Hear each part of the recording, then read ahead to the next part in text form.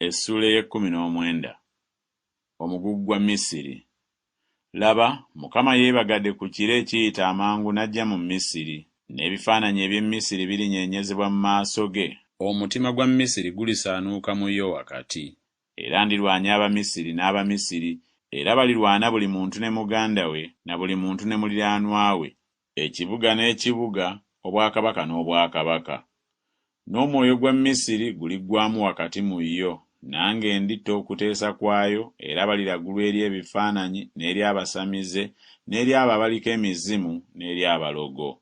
Era ndigabula Abamisiri mu mukono gw'omwami omukambwe, era kabaka amukanga alibafuga, bw'ayogera Mukama, Mukama ow'Eggye. N'amazzi galikendeera mu nnyanja, n'omugga guliweebuuka ne gukala. N'emigga giriwunya, obugga obw'e Misiri bulikeewa ne bukala, ebitoogo n'essaalu biliwotoka. Amalundiro agali ku Kiyira, ku lubalama lwa Kiyira kwennyini, ne byonna ebisigibwa ku Kiyira, birikala, birigobebwawo, so tebiribaawo nate. Era n'abavubi balikaaba, n'abo bonna abasuula amalobo mu Kiyira balinakuwala, n'abo abasuula ebiragala mu mazzi baliggwaamu amaanyi.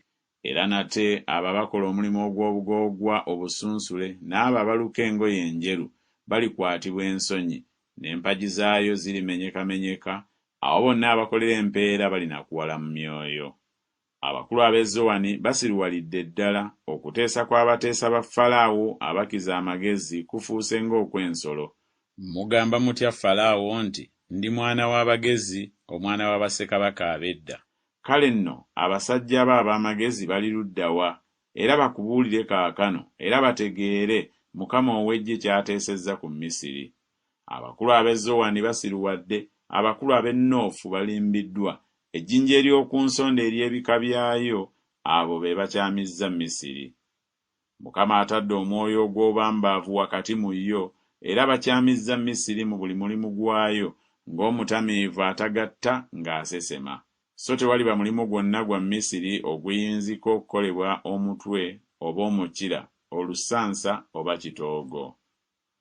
Ku lunaku luli Misiri erifaanana ng'abakazi, era erikankana, eritya olw'okukunkumula kw'omukono gwa Mukama ow'Eggye kwakunkumulira ku yo. N'ensi ya Yuda erifuuka ntiisa eri Misiri, buli muntu anaagibuulirwangako anaatyanga olw'okuteesa kwa Mukama ow'Eggye kwateesa ku yo.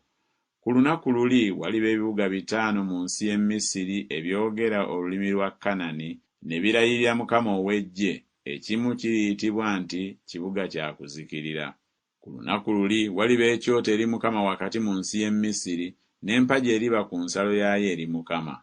Era eriba kabonero era omujulirwa eri Mukama ow'Eggye mu nsi y'e Misiri, kubanga balikaabira Mukama olw'abajoozi, naye alibaweereza omulokozi, era omukuumi, naye alibalokola.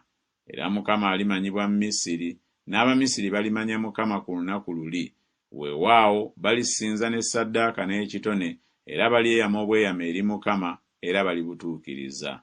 Era Mukama alikuba Misiri, ng'akuba era ng'awonya, nabo balidde eri Mukama, naye alyegayirirwa bo, era alibawonya. Ku lunaku luli waliba oluguudo oluva mu Misiri olugenda mu Bwasuuli, n'Omwasuuli alijja mu Misiri, n'Omumisiri mu Bwasuuli, n'Abamisiri balisinziza wamu n'Abasuuli. Ku lunaku luli Isirayiri aliba waakusatu wamu ne Misiri n'Obwasuuli, omukisa wakati mu nsi.